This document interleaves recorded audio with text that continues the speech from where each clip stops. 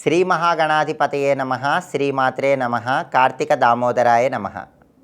ఈరోజు కార్తీక మాసంలో వచ్చే గురువారం సందర్భంగా ఈరోజు సాయంకాలం పూట దత్తాత్రేయుడి ఆలయంలో కానీ, దక్షిణామూర్తి ఆలయంలో కానీ, షిరిడీ సాయినాథుడి మందిరంలో కానీ దీపాలు వెలిగించినట్లయితే జాతకంలో ఉన్న గురుబలాన్ని పెంపొందింపజేసుకోవచ్చు. అలాగే రేపటికి ఒక ప్రత్యేకత ఉంది. అదేంటంటే కార్తీక మాసంలో వచ్చే మాస శివరాత్రి. ప్రతి నెలలో బహుళపక్షంలో రాత్రిపూట చతుర్దశి వ్యాపించి ఉంటే దాన్ని మాస శివరాత్రి అనే పేరుతో పిలుస్తారు. ఈ మాస శివరాత్రి పరమేశ్వరుడికి ఎంతో ప్రీతిపాత్రమైన రోజు. ఎందుకంటే మాస శివరాత్రి రోజు పరమేశ్వరుడు ఆనంద తాండవం చేస్తూ భక్తులందరినీ అనుగ్రహిస్తాడు. బహుళపక్షంలో వచ్చే చతుర్దశి మాస శివరాత్రి శివుడికి చాలా ప్రియమైన రోజు. అందులోనూ శివుడికి ఎంతో ఇష్టమైనటువంటి కార్తీక మాసంలో వచ్చేటటువంటి మాస శివరాత్రి. పరమశివుడు పరమానంద భరితుడయ్యేటటువంటి రోజు కార్తీక మాస శివరాత్రి. కాబట్టి రేపు కార్తీక మాసంలో వచ్చే మాస శివరాత్రి సందర్భంగా ఖచ్చితంగా కొన్ని విధులు పాటిస్తే సంవత్సరం మొత్తం పరమశివుడు మీ నట్టింట్లో ఆనంద తాండవం చేస్తాడు. మీకున్న ఆర్థిక ఆరోగ్య కుటుంబ సమస్యలన్నీ పోగొడతాడు. కాబట్టి రేపు కార్తీక మాస శివరాత్రి సందర్భంగా ప్రతి ఒక్కరూ కూడా ఖచ్చితంగా నక్తవ్రతం చేయాలి. నక్తవ్రతం అంటే పగలు ఉపవాసం ఉండాలి. కేవలం పాలు పళ్ళు మాత్రమే ఆహారంగా స్వీకరించాలి. సాయంకాలం పూట శివాభిషేకం చేసుకోవటం, శివపూజ చేసుకోవటం చేసి పరమశివుడికి నైవేద్యం పెట్టాక ఆహారం స్వీకరించాలి. కార్తీక మాస శివరాత్రి సందర్భంగా రేపు నక్తం ఉంటే వాళ్ళ పాపాలన్నీ అగ్నిలో పడిన దూది పింజల్లాగా గాలిపోతాయి. అయితే సాయంకాలం వరకు తినకుండా ఉండలేని వాళ్ళు సాయంకాలం 4:30 వరకు అయినా ఆహారం స్వీకరించకుండా ఉండండి. దీన్ని ఛాయానక్తం అంటారు. దీనివల్ల కూడా శివానుగ్రహం కలుగుతుంది. పనుల్లో ఎప్పుడు ఆటంకాలు వస్తున్న వాళ్ళు రేపు కార్తీక మాస శివరాత్రి సందర్భంగా ద్రాక్ష పండ్ల రసంతో అభిషేకం చేస్తే పనులన్నీ తొందరగా పూర్తి చేసుకోవచ్చు. పనుల్లో ఆటంకాలు ఉండవు. అలాగే జాతక చక్రంలో నవగ్రహ దోషాలు ఉన్న వాళ్ళు ఎవరైనా సరే ఆ నవగ్రహ దోషాలన్నీ పోగొట్టుకోవాలంటే రేపు శివుడికి బొప్పాయి పండ్ల రసంతో అభిషేకం చేయండి. కార్తీక మాస శివరాత్రి సందర్భంగా బొప్పాయి పండ్ల రసంతో శివాభిషేకం చేస్తే జాతక చక్రంలో ఉన్న అవయోగాలు దోషాలు తొలగిపోతాయి.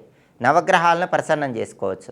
పరమశివుడికి రేపు ప్రత్యేకమైన ద్రవ్యాలతో అభిషేకం చేయటం ద్వారా శివానుగ్రహం సంపూర్ణంగా కలుగుతుంది. రేపు అభిషేకం చేసేటప్పుడు అందరూ కూడా 2 మంత్రాలు ఖచ్చితంగా చదువుకోవాలి. మొదటి మంత్రం ఓం నమో భగవతే రుద్రాయ, రెండో మంత్రం శ్రీం శివాయ నమః. మొదటి మంత్రం చదువుకుంటే గ్రహదోషాలు జాతక దోషాలు తొలగిపోతాయి. రెండో మంత్రం చదువుకుంటే ఆర్థికంగా బాగా కలిసి వస్తుంది, ఆదాయ మార్గాలు పెంపొందింపజేసుకోవచ్చు. కాబట్టి ఓం నమో భగవతే రుద్రాయ, శ్రీం శివాయ నమః ఈ 2 మంత్రాలు చదువుకుంటూ రేపు కార్తీక మాసంలో వచ్చే మాస శివరాత్రి సందర్భంగా శివాభిషేకం చేసుకోండి.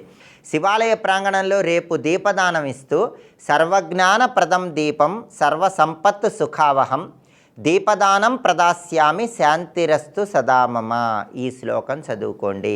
ఈ శ్లోకం చదువుకుంటూ రేపు శివాలయ ప్రాంగణంలో దీపం దానం ఇచ్చినట్లయితే సర్వ సంపదలు కలుగుతాయి. ఈ శ్లోకం చదువుకోలేకపోతే నమశివాయ అనుకుంటూ శివాలయ ప్రాంగణంలో దీపాన్ని వెలిగించి ఎవరైనా బ్రాహ్మణుడికి దక్షిణతో పాటు ఆ దీపాన్ని దానంగా ఇవ్వండి. అలాగే రేపు కార్తీక మాస శివరాత్రి సందర్భంగా 2 ప్రత్యేకమైనటువంటి స్తోత్రాలు ఇంట్లో కానీ దేవాలయంలో కానీ చదివినా విన్నా అత్యద్భుతమైన శుభ ఫలితాలు కలుగుతాయి. ఆ 2 స్తోత్రాలు ఏంటంటే దారిద్ర్య దహన శివస్తోత్రము, శివతాండవ స్తోత్రము. ఈ 2 స్తోత్రాలు గృహంలో వింటే ఇంట్లో ఉన్నటువంటి నకారాత్మక శక్తులన్నీ తొలగిపోతాయి.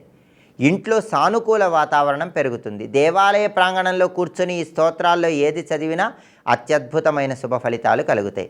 అలాగే కార్తీక మాసంలో వచ్చే మాస శివరాత్రి సందర్భంగా రేపు ఎవరైనా సరే పరమశివుడికి ఒక ప్రత్యేకమైన తాంబూలం సమర్పించండి.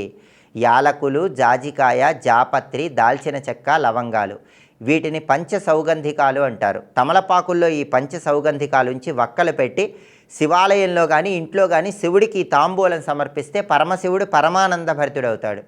అలాగే కార్తీక మాసంలో వచ్చే మాస శివరాత్రి సందర్భంగా రేపెవరైనా సరే శివుడికి ఆవు పాలతో అభిషేకం చేస్తే సంపదలు కలుగుతాయి.